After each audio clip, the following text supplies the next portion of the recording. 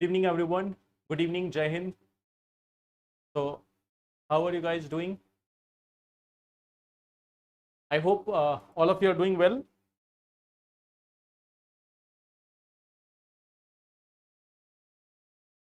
Good evening.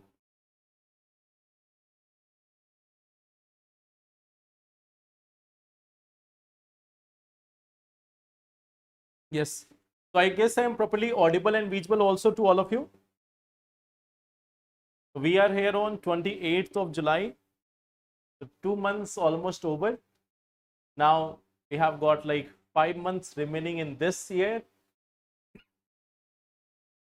and also 5 months remaining in the next year.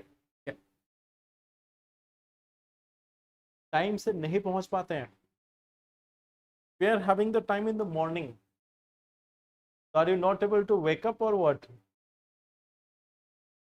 Achha, I think you are going in library, so that's why you are not able to attend, right?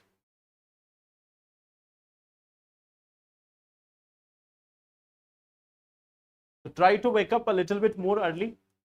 Like you can try to wake up a little bit more early. For example, if I have classes at 8 in the Adhyan batch, I generally wake up at 5. I generally wake up at 5 a.m.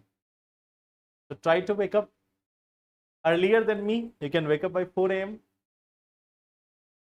Okay. So this is one thing which you can do. Now, what we see here, the topics which we are going to discuss in today's session. The first topic which we are going to discuss here is about the citizenship. There is an editorial which is with respect to this, especially in relation to the special intensive revision of electoral roll in Bihar. So right now you know that this SIR process is going on in Bihar, and in respect to that, we have this one editorial which is saying that whether the things which Election Commission has done, is it justified or not. So this is one part, this is one editorial which we are going to see. Second part which we are going to see, this is one thing which is related to your polity section. The second topic which we are going to talk about, last day there was this one episode of Man Ki Baat by Prime Minister, and in that he has mentioned about the Chola dynasty. He has mentioned about the Chola dynasty. So there also what we see that this is one part of art and culture, and this is one thing which we are going to see. Basically here I will be asking you questions because you are more expert in this. Okay. So I will be asking questions from this one part. The third topic which we are going to talk about is Mahadayi river dispute. So it is the interstate water dispute. The topic is about the interstate water dispute. So it is also part of your GS paper 2. Okay. The interstate water dispute. So this is one thing which we are going to discuss about. Then we are going to talk about this glacial lake outburst flood, that what preparation has to be done for this glacial lake outburst flood, what we need to do. So that is one thing which we are going to talk about, the glacial lake outburst flood. Then we are going to talk about this one thing, that when we were enjoying the weekend, there was a controversy, there was this one fight which erupted between Thailand and Cambodia. So while you were on Saturday, Sunday break, the war erupted between Thailand and Cambodia. So what we see that we will discuss about this place in news, that is Thailand and Cambodia. We will see what is the matter. Okay. So this is one part, places in news, which we are also going to see. But before that, let us practice some questions and then we will come to it. D option is none. Okay. With reference to coral reef, consider the following statement. Coral reefs generally thrive in tropical water where temperature remains between 18 to 27 degrees Celsius. Coral reef structures are generally absent on the western margin of continents in tropical region. Coral reefs are mostly prevalent on the eastern coast of Indian subcontinent. Good evening.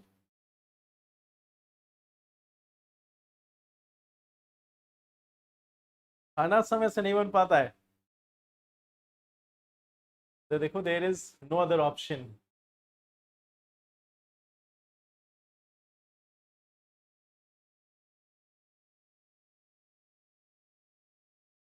So what will be the answer here? B option. I think this is one easy question which everyone can answer. आज मैं अलग देख रहा हूं. How? The coral reef generally thrive in tropical waters where temperature remains between 18 to 27 degrees Celsius. This is something which is correct. You know that it is surviving in this temperature range in the tropical waters. So that is correct.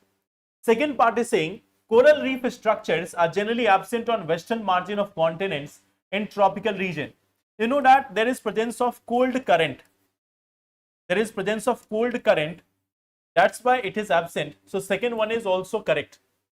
Third is saying they are mostly prevalent on the eastern coast of Indian subcontinent. So this is incorrect. You know that this is incorrect. Why it is incorrect?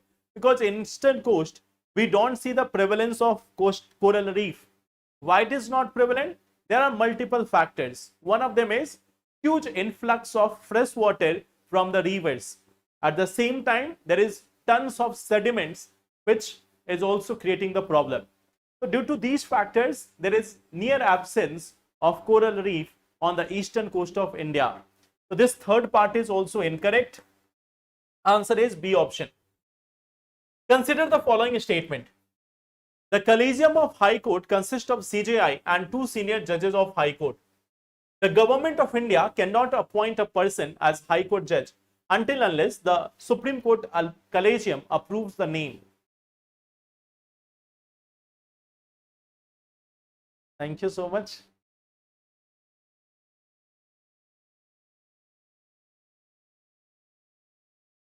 So what will be the answer here? The Collegium of High Court consists of CJI and 2 senior judges of High Court.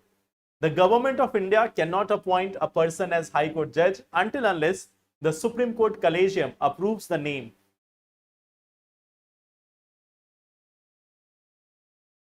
A option, C option.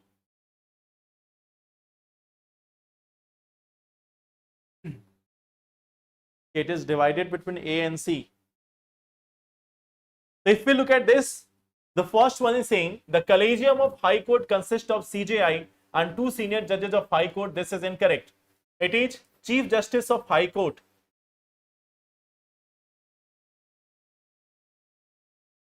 plus 2 senior judges of High Court. So this first one is incorrect. The government of India cannot appoint a person as High Court judge until unless the Supreme Court Collegium approves the name. So that is correct. So until unless the Supreme Court Collegium approves the name, there cannot be appointment of the person. So second option is correct. Okay. The first one option is incorrect. So answer will be option number B. The right to vote in India is considered as fundamental right, natural right, constitutional right, legal rights.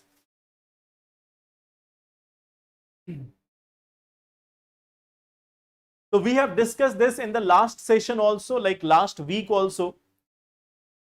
We have particularly discussed about this one topic, and we have seen all the judgments which have been there from the beginning to the last. In the last part, we have seen that was Anup Baranwal case in 2000. Anup Baranwal case. This was there in 2023. And in 2023, it has been declared as a legal right. Okay. So as of now, this right to vote in India is going to be considered as a legal right. Okay. So this is one part. Now we are going to discuss the topic, but before that, we have this one information with respect to the Adhyan batch. Many of you know this already. So we are having this Adhyan batch for current affairs of 2026. Okay. We are preparing for prelims and mains of 2026, and for this we have the Adhyan batch. So in this we are having 3 weekly classes, plus we are having a special focus on answer writing. This is also one such program in which we are trying to have a sort of strategy for the preparation of prelims also and mains also. So we are also having timelines. We are also having like the topics which you have to prepare, the topics for the prelims also, the mains also, not only of current affairs, but covering the entire. Okay. So it is a sort of like guidance and strategy program also. So apart from this current affairs which we do here, like we are covering the current affairs from January 25 to mains 2026. But apart from that, we are also having this guidance and strategy session in this Adhyan batch. Okay. Now, coming to this one topic, the editorial with respect to citizenship. Okay.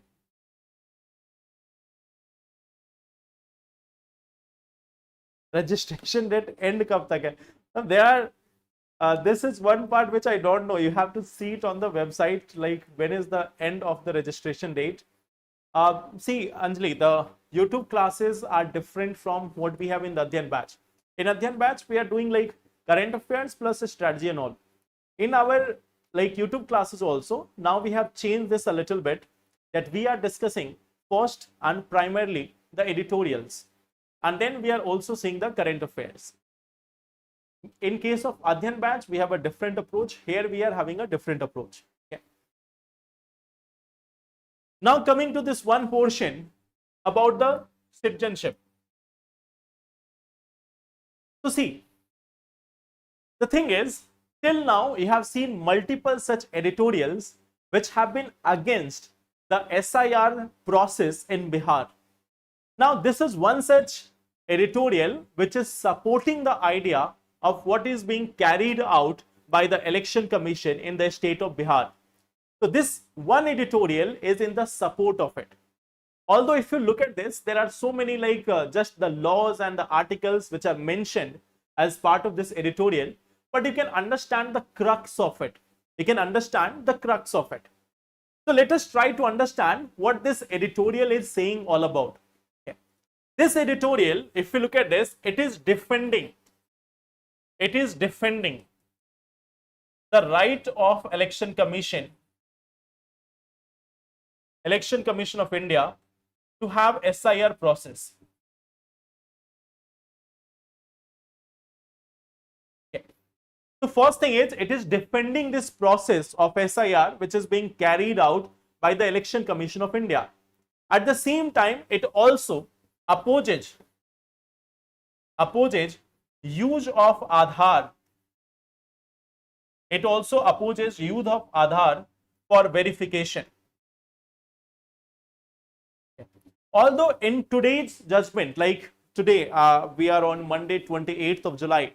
So in today's judgment, I have not seen the entire part, but the one which was there as part of the news article from Indian Express, it was saying that Supreme Court has asked the Election Commission of India to go on with Aadhaar based verification also. Okay. So this is one thing. Like this one editorial is defending the right of the Election Commission of India to conduct this process, and at the same time it is also opposing the use of Aadhaar. On what basis? Like what is the basis of it? What is the ground? What is the basis? Why it is upholding or why it is defending? This article says that there is article 326 of Indian Constitution. There is article 326 of Indian Constitution. This article provides for the right to vote on the basis of universal adult suffrage. Okay. It provides for this universal adult suffrage.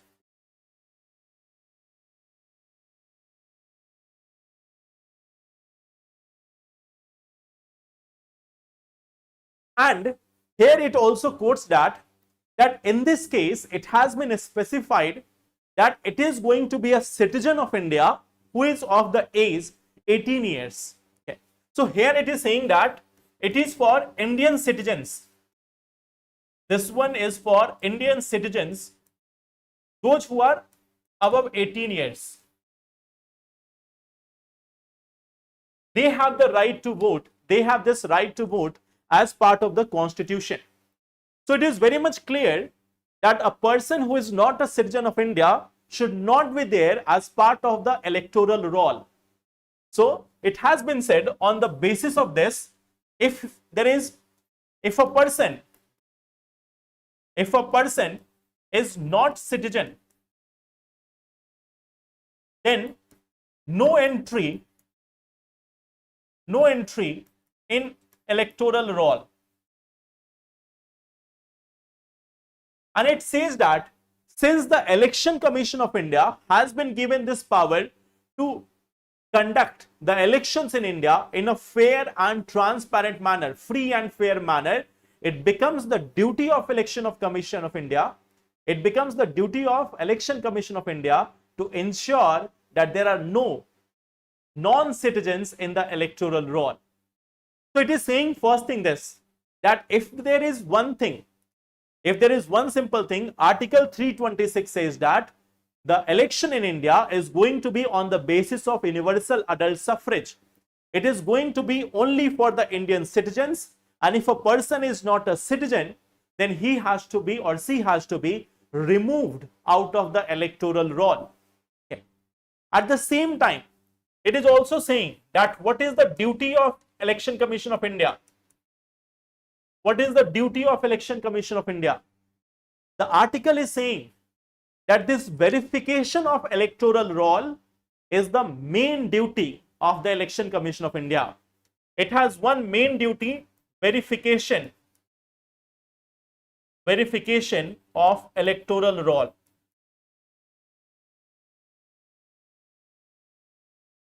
That they have this prime duty, that if there is any such concern, if there is any such application which is saying that there might be entry of non-citizens in the electoral roll, Election Commission of India has to act on that.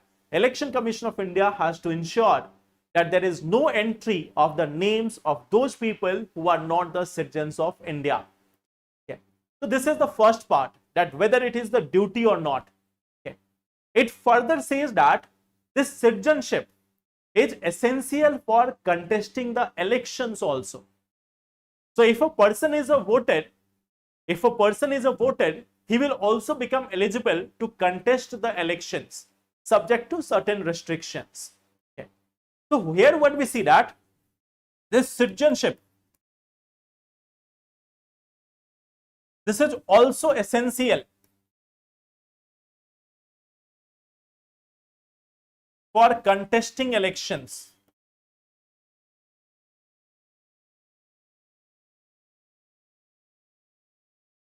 It is also essential for contesting elections. So that's why if there is any such person who is not a citizen of India, if it becomes a part of the voter list and later on he contests the election also, so then it is going to be a challenge. The Article 102 of the Constitution and 191 also says this. Okay. So Article 121, here there is one Article 102 and 191. It also provides for this, for union and state legislature, that citizenship is must for contesting the election. The first thing this is saying, first part it is saying that this why the Election Commission is doing this. It says that Article 326, it is saying this one part, that in India we will have universal adult suffrage, the citizens above the 18 years of age. So non-citizens should not be allowed to vote. Now coming to this part, is it the duty of Election Commission of India? The answer is again yes. The Article 324 provides that Election Commission of India is responsible for conduct, supervision of elections in a free and fair manner. So that's why Election Commission is empowered to check this electoral roll. Election Commission of India is duty bound. It is duty bound to ensure that there are no non-citizens in this electoral roll. Okay. Then it is also saying this one part. Okay. On the question of Aadhaar, that can Aadhaar be used for this verification or not? It is also talking about this one part, that can we use Aadhaar for the verification of citizenship or not? So here it says that the Section 9 of Aadhaar Act, it clearly says that it is not a proof of citizenship. Okay. So here it says that Section 9 of Aadhaar Act,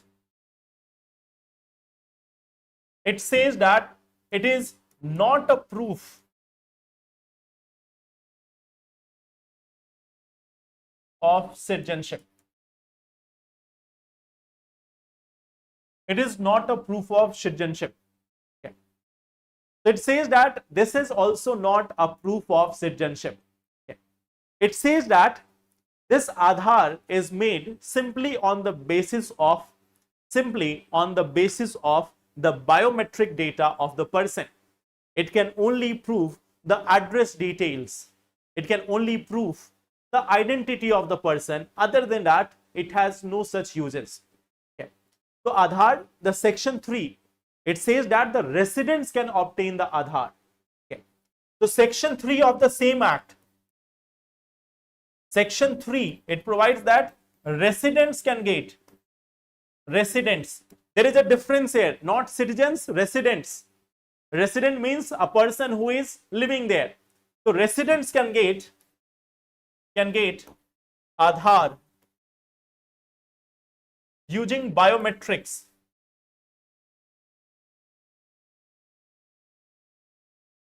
Now many people are asking this one part, okay, that Aadhaar cannot be used in citizenship. Aadhaar is not accepted in many of the government processes.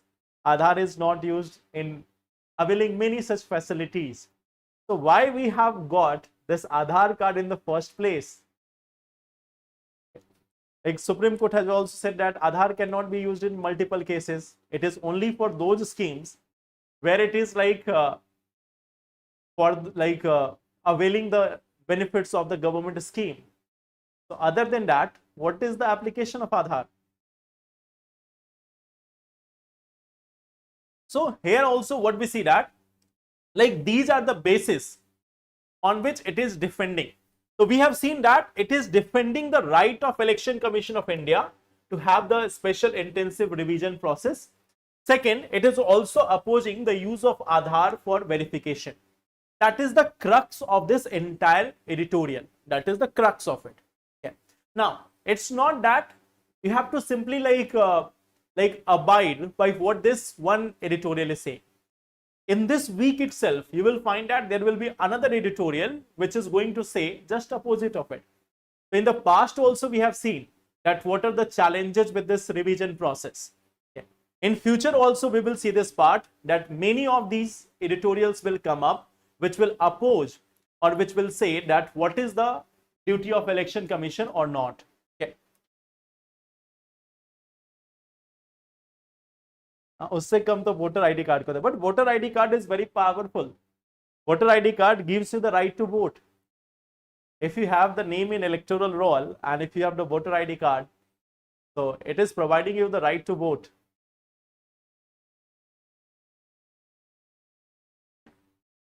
Voter ID card is in fact a part of identity. Long before this era of Aadhaar card, voter ID card was one of the main things which were used for all the purposes. So this is the first article which was suggesting this part. Now we are coming to the second article, the legacy of the Chola Empire. So tell me, all of you are experts in history. Tell me 5 lines each about Chola Empire. What do you know about Chola Empire?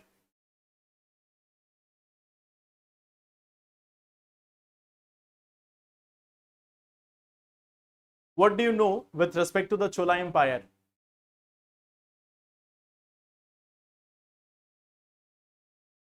I think all of you are experts in history, art and culture.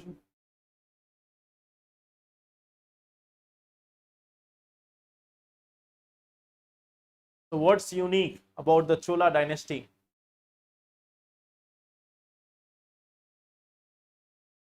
Chola Empire belonged to Sangam states. Okay. So see, Chola Empire is having two different parts in the history. One is the Chola Empire which was there at the time of Sangam, during the 2nd century BC. During 2nd century BC also. Then what we see that there was this prevalence of Chola Empire. And then later on, the Chola dynasty, which was founded by Vijayalaya, it was founded in the 8th century. So there are two phases of it. There are two phases of it. One, it is believed that it was there as part of the Sangam architecture, the Sangam times also. And later on, we see that there was another Chola dynasty which started in the 8th century. I have a question that when Aadhaar is not a proof of citizenship, then still it is used in most of the places.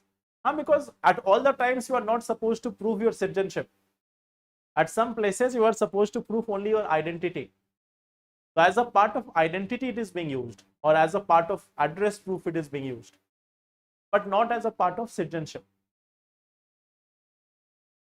Now see, when we talk about the Chola Empire, the Chola Empire which we are talking about, okay, we are talking about the Chola Empire which was there during the time of 8th century, which emerged as the time of 8th century. And this was founded by Vijayalaya. He was the founder of it in the 8th century. In the 8th century. And what we see, like this is not something which I am going to write. I am going to simply tell you, this is the history part. Okay.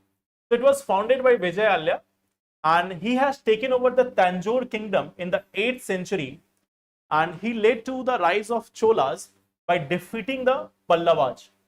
Okay. So this was founded by Vijayalaya in the 8th century. So here what we see that like they defeated Pallavas, and then after they have got this Chola Empire. In that part itself, we have one ruler, Adhyan. So he succeeded Vijayalaya and he became the ruler of empire. He has also defeated the king Aprajita, and he's got this massive power under his reign. Okay. He has also conquered these portions of Pandya kings along with Vadumbas, and he has got this control over the Pallavas in the region. But then comes one of the very prominent ruler, and that is Rajendra Chola. Okay. So he is like, if we see about this, he was the first to venture to the banks of Ganges, or simply the Ganga river. And what we see that he is like also called as the victor of the Ganga. He got his new empire capital, which was called as Gangai Konda Cholapuram. Gangai Konda Cholapuram, and he was having this title Gangai Konda. So Rajendra Chola I, he was having this Rajendra Chola I, he was having this title of Gangai Konda. Okay, means the victor of Ganga. Like at that time, they came to this portion of North India, they defeated the North Indian rulers, and then they adopted this title, Rajendra Chola I adopted this title, Gangai Konda Cholapura. Okay. So we see that like this was the golden age of the Chola period. Okay. During their time, you will find multiple things. Okay. First of all, you will find that this was the area. This was the area which was roughly under the control of this Cholas. But their influence was also over these areas of Southeast Asia and even up to North India, up to Bengal. The green color areas, this is the area of their influence. And this is the area under their actual control. This was the area under their actual control. They have invaded Sri Lanka also at that time. So if we start exerting our claim like that of China, like China is saying that 9-dash line, China has this one thing, that at one point of time, these all areas were part of us. So if we start playing that game, so from Sri Lanka to Maldives to Myanmar to like portions of Bhutan, Nepal, Pakistan, Afghanistan, many other countries will become part of India. Okay.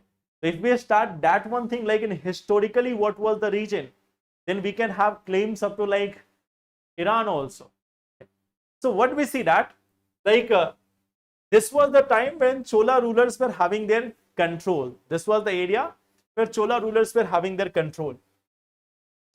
This is one such Brihadeshwar temple in Thanjavur, which was created during his time. This was the Brihadeshwar temple which was created during this Chola Empire. Even what we see that the bronze dancing figure of Shiva or Nataraj is also one such thing which was very much prevalent during this Chola Empire. Then we see that this is a very important place, Gangai Konda Cholapuram temple at Ariyalur in Tamil Nadu. So this is the temple, Gangai Konda Cholapuram temple. So this is also there in Tamil Nadu. It is also one of the prominent sites of the Chola Empire. Okay. Then at the same time, there is another area, Aravateshwara temple, which is there in Kumbakonam in Thanjavur. Okay. Aravateshwar temple. Okay. So this is one such part which is also there in Thanjavur. Nataraj नाम कैसे पड़ा Lord Shiva को? Do you really think that I am the right person to ask that one question? Like, I am not having that much knowledge about these things. Okay. So I am not the right person to answer about it. But yes, like there are many such stories which are associated with it, that Lord Shiva was having enormous, like it is believed that everything, like the music, the dance, it has originated from it. Okay. So there are many stories where Lord Shiva is like showing to the world that he has the mastery over all these things. Basically, he has created all these things. So in various stories, there are parts where it says that Lord Shiva is trying to control some demons using his dancing postures. And from there, he gets the name of Nataraj. So that is something in which I would not like to go, because I don't have that much knowledge about this one part. Okay. So this is the structures which are there during the Chola dynasty. Okay. And dance is like, of course, it is related to dance, but it is not simply related to dance. It is about controlling the demons with the help of dance. That was the region. Okay. Some demons, perhaps this is the story, that some demons thought that they have mastery over this dance and they can control anyone with it. So in that case, there was this competition, and therewith, like his dance postures, Lord Shiva controlled those demons. So from there he got the name. So this is one part. Now coming to this third part, Mahadayi river dispute. Okay. So see, we get the answer in the comment box also. So I don't have that much knowledge about this. Okay. So isliye I cannot tell about it. Now, coming to this one part, Mahadayi river dispute. Can you tell me, where do we have this like river dispute, between which two states? We have such one dispute between two states, Mahadayi river dispute. It is between the state of Karnataka and Kerala. Just see at the map here. This is the river, Mahadayi river. This is the river Mahadayi river. You can see it is originating from here. And what we see, it is originating in Karnataka's Western Ghat. Okay. There is a particular area, Bhimgad Wildlife Sanctuary.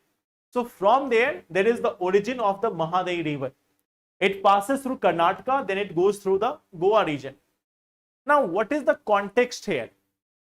The context is about building of some dams, on the Mahadayi river. Okay. Like one of the dam is proposed here, the Bandura Dam, and there is also this one dam, Kalsa Dam. Okay. So Kalsa Dam is also on part of a tributary of this Mahadayi river. Okay. So there are two such areas. One is the Kalsa Dam and one is the Bandura Dam. Karnataka is making these dams. Okay.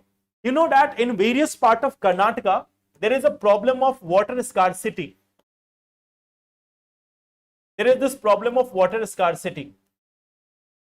And what we see that as a result of that, in the recent times, Karnataka has been trying to build many such dams, many such water harvesting structures or multi-purpose projects. Now, Goa is opposing this. Okay. Goa says that if Karnataka is making this Bandura Dam and the Kalsa Dam, it is going to affect the ecology of Mahadayi River.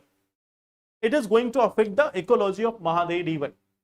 So that's why there is opposition of this one part. Okay. So in fact, what you see that later on, like Maharashtra also has a claim on this. Maharashtra, like Maharashtra is also having a little bit claim on this part. Okay, like see, a certain portion of it is also passing through Maharashtra. A certain tributary of it is also passing through Maharashtra. So that's why Maharashtra also have a claim on it, although very minor, but Maharashtra also have a claim on it. Okay. So what we see that they have been, this dispute is there since 1960s. This dispute is there since 1960s. Okay. So now what we see that, like there was a tribunal. There was a tribunal which was there in 2018. A tribunal was set up in this, like there was this Mahadayi Water Dispute Tribunal which was set up, and in 2018 it has given its judgment also. Okay.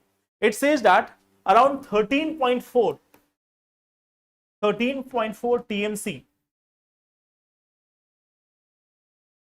this is going to go to this is going to go to Karnataka. Okay. This is the part of water which is going to go to Karnataka.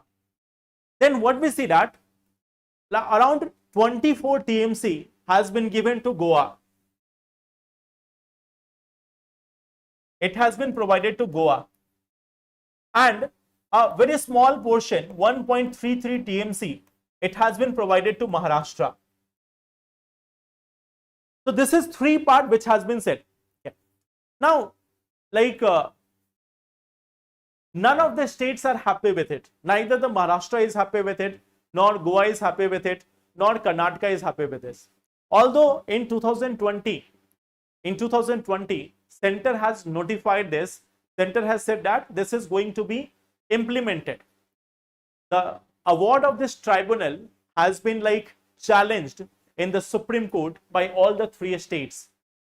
But right now, as of now, this is the water sharing arrangement between Karnataka, Goa and Maharashtra. Maharashtra is not having that much of concern, but yes, concern is there in case of Karnataka and Goa. Goa is saying that it is going to affect the ecology of river, it is going to impact them also. And at the same time, Karnataka is saying that we are having water scarcity, water crisis. That's why we need to create dams. Okay. So this is one such situation which is going on. Okay. Yes. So it is going to impact this various wildlife sanctuaries and other regions in this part. Okay. They are saying that environment, ecology, everything is going to be impacted.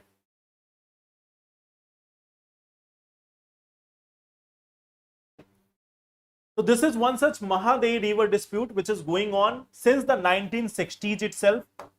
Okay. It is something going on from 1960s itself. It has been 65 years, but the dispute still goes on. The tribunal has given its award, but still the states are not ready to accept it. So this is one part about the Mahadayi River dispute. Now,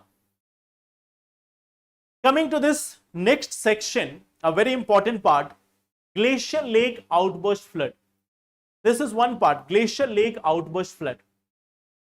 So this is one such thing which we are going to discuss in a little bit more detail. So first of all, let us try to understand that what is exactly Glacial Lake outburst flood. Before understanding this, we have to understand one part, that what is a glacial lake.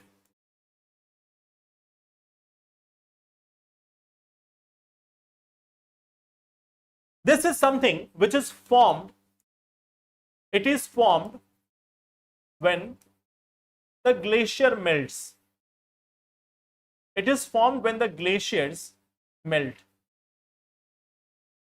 Glacial lake is something which is getting formed when the glacier is melting. And this is not a new process. This is not something which has happened for the first time. Glacial lakes have been created many a times in the past also.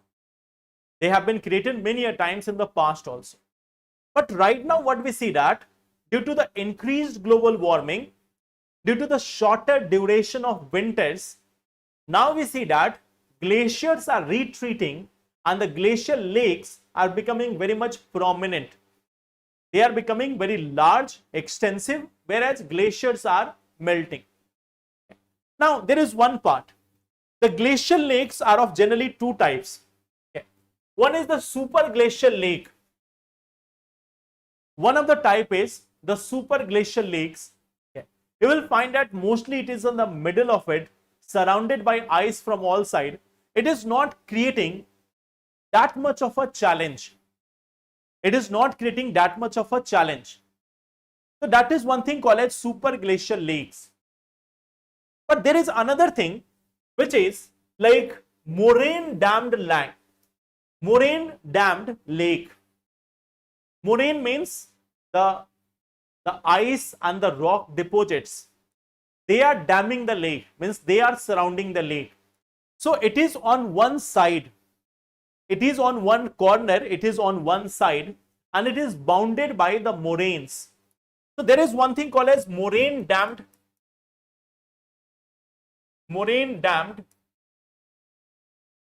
glacial lake. So this is something which is dammed by moraines.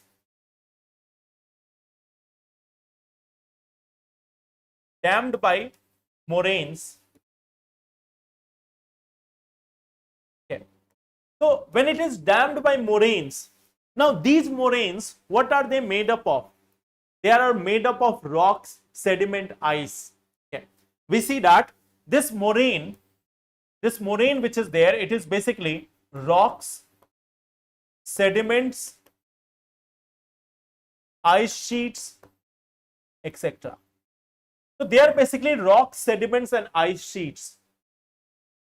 So from there you can understand this one part, that although super glacial lake is not creating such a problem, but this moraine dammed lake, the one which is at a greater height, it can cause a disaster at any point of time. This is something which can cause a disaster at any point of time. Now what we see here, let's come back to this one part. We see that now this is the lake, but we see this ice is retreating, this ice is decreasing. This ice is decreasing. So we see that in the present times, we are aware about the fact that world is undergoing global warming. As a result of this global warming, the ice is melting. There is retreat of glaciers. There is one word called as retreat of glaciers. Retreat means the size of the glaciers is decreasing. The glaciers are retreating, they are melting. So the size of this lake is expanding. And as a result of this part, on this segment, there is going to be intense pressure. There is going to be intense pressure. So this is one situation. So here we have got a glacial lake. Here we have got a natural boundary made up of sediments, rocks and ice sheets. So this is one such natural boundary, and this lake is becoming quite huge. It is also on a very high elevation. Now, this is one part of the story. The second part of the story starts from here, that this area is prone to certain disasters. This area is prone to disasters such as earthquakes. There can be an earthquake in this area. There is also a possibility that there is going to be cloud burst in this area. There is a possibility of landslide in this area. there is a possibility of snow avalanches in this area. Snow avalanches in this area. There is also a possibility that the ice which is here in the moraines, due to warming, there can be melting of ice in moraines. So all these possibilities are there. Or even you can also count this one part. Suppose that some part of the mountains itself falls, although that is a rare possibility, but yes, it is there. Landslides are there, some part of mountains can also collapse. So let's like sideline that. Himalayas are new, we don't have the tension right now. So let's not worry about it. But we see that these are something which are going on continuously. There can be earthquake, there can be landslide, there can be cloud burst, there can be snow avalanches. And due to all these factors, this water which is here, it can be pumped out of this area. The water which is here, it can easily come into this valley region, and when it comes down there, there are massive tragedies. Like in 2013, we have the issue of this glacial lake outburst in Kedarnath. We have this issue in Kedarnath. In 2023, we have this issue in Sikkim, where there was loss of around $2 billion, like hundreds of lives and crores worth of properties were lost. So this is one part which we have seen in the Lonak Lake in case of Sikkim also in 2023. Now this is one part of the story, that first we have seen this one segment, what is glacial lake, what can cause this glacial lake outburst which can cause the flood. So when this outburst will be there, there will be a flood. So this glacial lake outburst flood is basically a flood which is caused due to the outburst of the water from the glacial lake. So this is one segment. Now, let's talk a little bit more about this issue. Okay.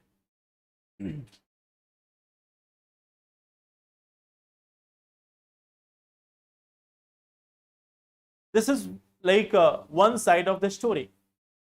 Now, what we see that, like, how many glacial lakes do we have? How many glacial lakes we have in this Himalayan region? We see that in case of India, in case of Himalaya, we have got 28,000 glacial lakes.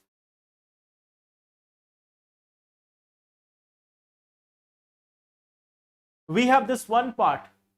There are 28,000 glacial lakes.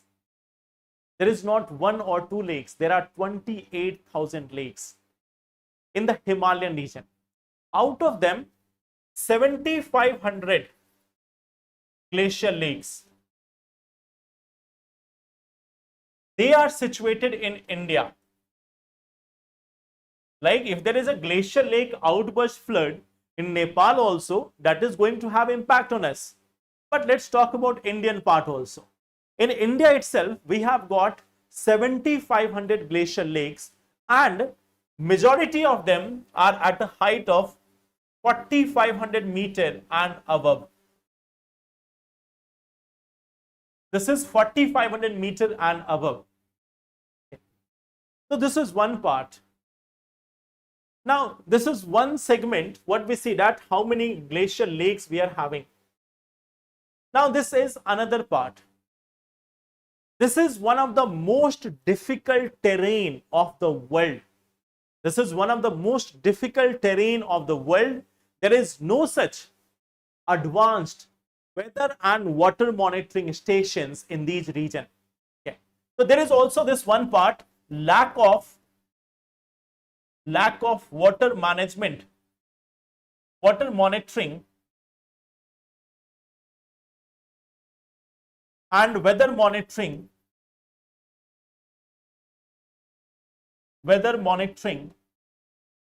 infrastructure in this region. So we have this lack of water monitoring or weather monitoring infrastructure in this region.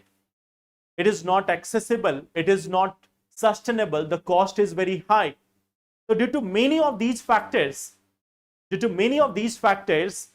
this becomes one of the most challenging regions of the world. So this is one part. So now what has been done? What has been done in case of India? What we have done? Okay. Like we have identified, like first of all what we did, we have identified initially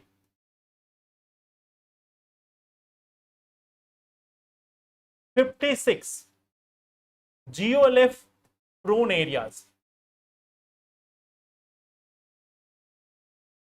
This has been expanded to 195 geolith prone areas.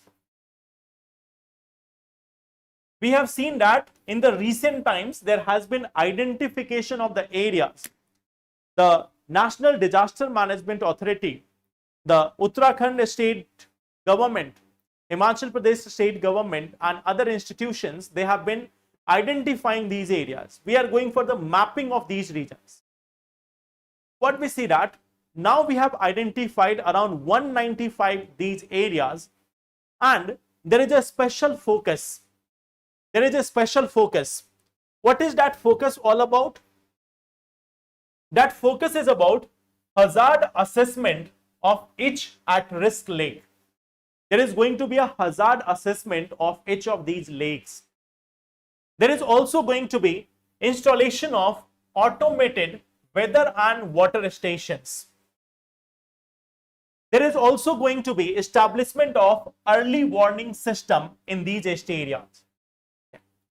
There is going to be drawing down water levels or building flow through retention structures. Like we know that glacial lakes may become, like they may have excess of water. So what do we need? We need to pull that water in a slow manner. We need to ensure that that water is drawn out of that glacial lake in a slow manner. So this is providing an opportunity also. If we are drawing it down from 4,500 meters, it is providing us an opportunity that we can use that water to even build or even generate electricity. We can generate electricity also. And at the same time, we can avoid the risk of glacial lake outburst flood. The problem is that there should not be excess water. So when there is a excess water, we can draw it out. We can remove it from there. So that is one part. Then community engagement is also one of the part. So it is going to focus on 5 different areas. First, risk evaluation of each and every lake. Second, weather and water monitoring.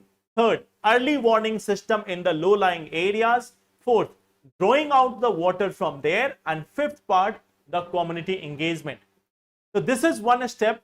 These are the steps which are going to be taken out in the Himalayan areas, especially those areas where there is a risk of glacial lake outburst flood. Okay. So I hope this one part is clear, what we are planning here, what we are trying to achieve here.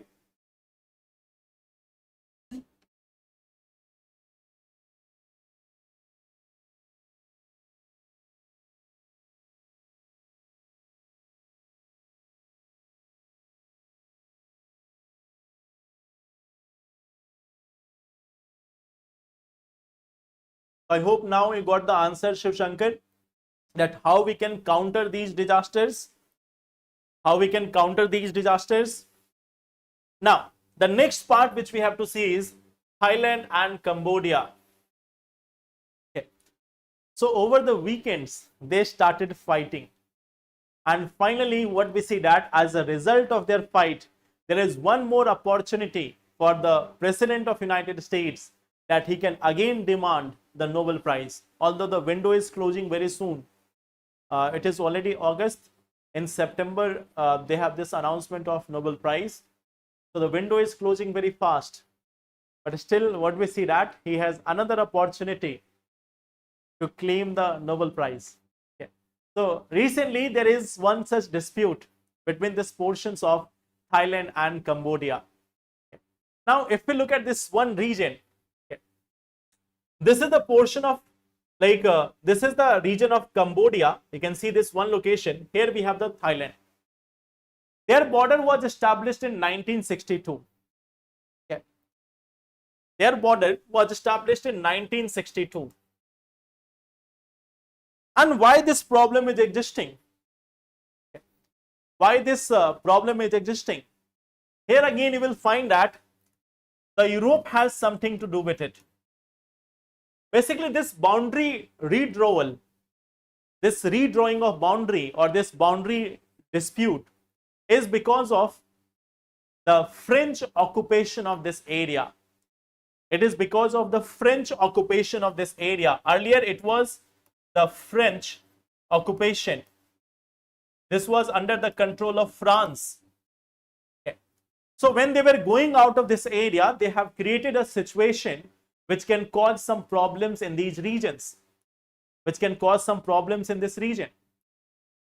Now, there are many things which have been going on since May 2025, or in fact, it has been going for some long time. But the main areas of dispute is the border area. And here what we see that there are three main regions. There are three main regions: Tamwiwan Muan Temple, Priya Vihar Temple, and Priya Vihar Temple and Chongbuk.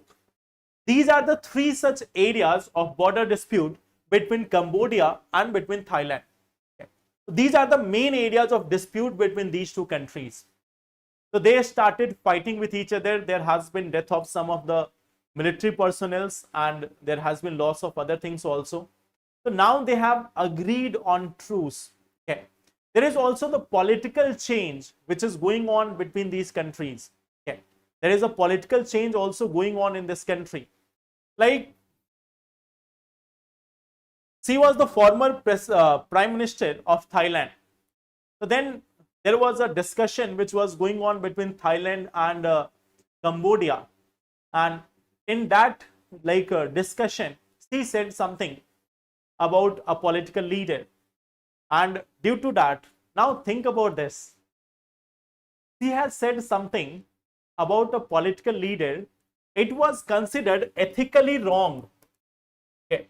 It was considered ethically wrong. And so she has to resign. And she was not even abusing. Generally, in our normal conversation also we call sometime call someone like uncle or something. So she said something like that, and for this very reason she has to resign. Okay. So she was succeeded by another ally of her only. Her ally he became the acting PM of Thailand right now. So there is this one political change which was also going on in case of Thailand.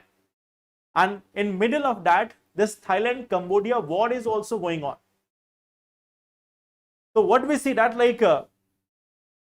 this Thailand and Cambodia thing, it is quite interesting. Due to smaller issues, there is change in the government over there. Think about this, that she was dethroned for this region, that she has gone she has said something about another political leader. If we set that parameter in India, then you can guess how many people will have to resign. Just by saying something for another leader, if people have to resign, think about this, what can happen in India when we apply the same rule.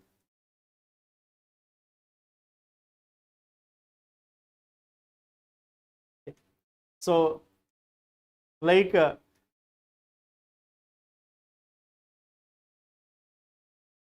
is another part, this is another side of story. She had to resign because he said something to another leader. Yeah. So if we apply that rule in India, then now see, there is one country over here. We have Vietnam over here. Okay. On this portion, we have Laos, and here we are having Myanmar. So you can see this part. Cambodia, here we have Vietnam. Okay. On the upper portion, on the upper side, we have the presence of Laos. Then we have Thailand. Here we have the Myanmar region, and here we have Thailand again. So these are the locations factor of this area. Okay. So this is one such last story for today. One such last news. It's not a major news. They are not going to ask about who is sharing border with Thailand or Cambodia. That was a small incident. It is not going to be a major one after 1 year. You don't have to keep that in mind. Just this thing was very interesting. Yeah. So that will be all for today.